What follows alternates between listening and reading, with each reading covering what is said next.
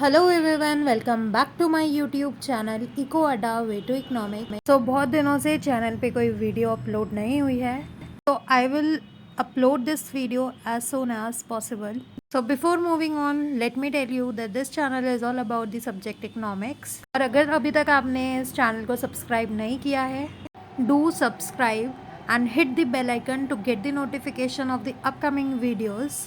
और like share करना मत भूलना। Now let's move into the video. Today we continue NCERT class 12th part A, Introductory Macroeconomics chapter 2, Money and Credit. Let's start with the introduction. Modern forms of money. We have already discussed what is money in the previous video.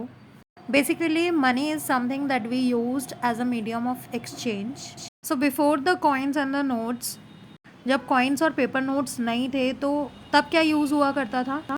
Gold, silver, copper coins were used as a medium. तो gold, silver और copper के coins use हुआ करते थे as a medium of exchange. Modern forms of money includes currency. आज के time में currency किस टर्म में यूज़ होती है? या तो पेपर नोट्स में या फिर कॉइन्स में। As it is accepted as a medium of exchange because the currency is authorised by the government of a country. Paper note और कॉइन क्यों as a medium of exchange use होते हैं? Because it is authorised, government ने एक authority दे रखी है। किसको दे रखी है? आरबीआई को। So RBI, reserve bank of India, issues currencies note on the behalf of the central government. तो कौन नोट को और सिक्कों को बनाता है? रिजर्व बैंक ऑफ इंडिया, यानी कि आरबीआई बनाती है। Okay, next is the currency, which is again paper notes, and the coin is known as the currency. So currency is a medium of exchange for goods and the services. It's money in the form of paper or coins, usually used by the government and generally accepted as its face value as a method of payment. Okay, so हमें जब भी किसी को payment करनी होती है, we used to give money to them. Next is the deposits with bank. हम अपना पैसा कहाँ जमा करते हैं? बैंक में। Bank deposit consist of money placed into banking institution for safe keeping. पैसे को सेफ रखने के लिए हम कहाँ पर सबमिट करते हैं, कहाँ डिपॉजिट करते हैं? बैंक्स में डिपॉजिट करते हैं। अब कोई इंडिविजुअल अगर बैंक में अपना पैसा जमा करा रहे हैं तो उसको अकाउंट खुलवाने की नीड होगी। So there are many types of accounts: current account, recurring deposits, saving accounts and the fixed deposit accounts. Okay, so when you deposit money into your account, जब आप अपने अकाउंट में पैसा जमा करते हो at a financial institution which is bank, you give the institution use of your money to take loans in the exchange for its promises to pay you back. Okay, for example आप किसी भी bank में अपना deposit money जो है deposit कर रहे हैं, ठीक है, तो बैंक के पास ये राइट होता है कि वो आपका पैसा जो है, जो उनके पास डिपॉजिट हुआ है, वो किसी को भी लोन दे सकते हैं। एंड ऑफ कोर्स वो लोन के अगेंस्ट में उनसे इंटरेस्ट चार्ज करते हैं। Okay, next is the demand deposit. A demand deposit is a money deposited into a bank account. अब जो हमने पैसा डिपॉजिट किया हुआ है बैंक में with funds that can be withdrawn on demand at any time, तो हम वो अपनी डिमांड के अकॉर्डिंग उनको विड्रॉल भी कर सकते हैं, यानी कि उन पैसों को जब हमें ज़रूरत पड़े हम उनको निकाल सकते हैं। द मैक्सिमम अ पर्सन में withdrawal can be up to a certain daily limit.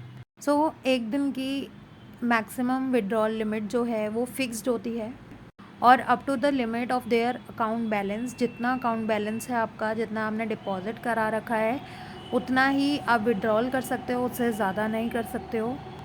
So the common example of the demand drafts would be accounts in the checking accounts और द सेविंग अकाउंट्स। ठीक है, सो saving account जो है वो एक demand deposit का एक example हो सकता है। Okay, next is the check.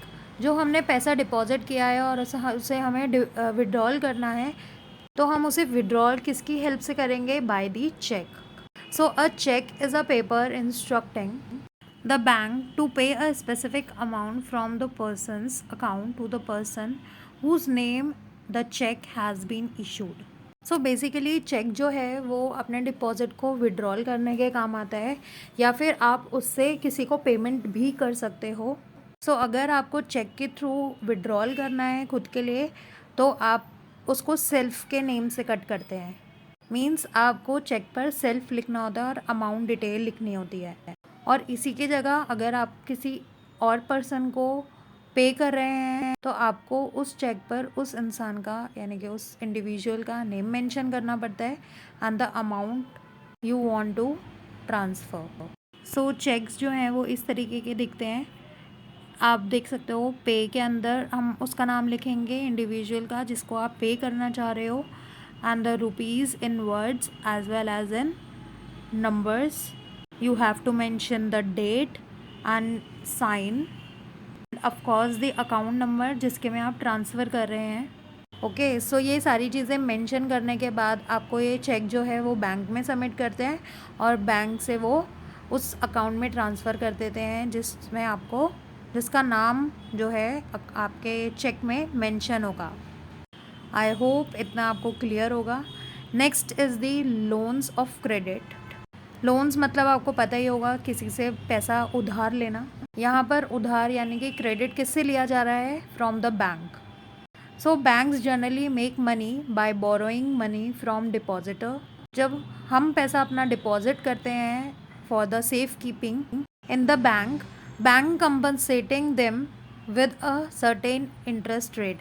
तो हम जितना डिपॉजिट करते हैं उसके ऊपर हमें कुछ ना कुछ इंटरेस्ट भी मिलता है। So the banks will lend the money. So bank क्या करते हैं, उस डिपॉजिट को किसी को लेंड करते हैं, यानी कि किसी को लोन दे देते हैं out to borrowers, charging the borrowers a high rate of interest. जितना इंटरेस्ट वो डिपॉजिटर को देते हैं उससे कहीं गुना ज़्यादा जो है वो उनसे इंटरेस्ट लेते हैं जो बैंक से लोन्स लेते हैं। It is clear. And profiting of the interest rate spread.